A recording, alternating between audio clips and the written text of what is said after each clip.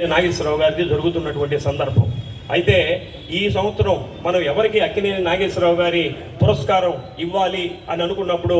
గత చరిత్రని కనుక మనం పరిశీలన చేసినట్లయితే గతంలో కె విశ్వనాథ్ కళా తపస్వి కె విశ్వనాథ్ గారు, అలానే సుమన్ గారికి, అలానే చంద్రమోహన్ గారికి, అలానే అలనాటి అందాల నటి రాజశ్రీ గారికి,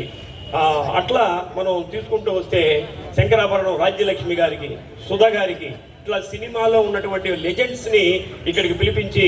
వారికి ఈ పురస్కారం ఇవ్వడం జరిగింది. గత సంవత్సరం ఇదే వేదిక మీద వందే మాతరం శ్రీనివాస్, మన ఒంగోలు నుంచి వెళ్ళినటువంటి గాయకుడు వందే మాతరం శ్రీనివాస్ గారికి ఇదే వేదిక మీద అక్కినేని పురస్కారాన్ని కూడా ఇవ్వడం జరిగింది. ఆ స్థాయిలో ఉన్నటువంటి వ్యక్తి ఎవరు అని ఆలోచిస్తే మన శ్రీనివాస్కి మించి ఎవరున్నారు అన్నటువంటిది ఆలోచన చేసి మన గజల్ శ్రీనివాస్ గారిని ఈ పురస్కారానికి ఎంపిక చేసి వారిని అడిగిన మీదట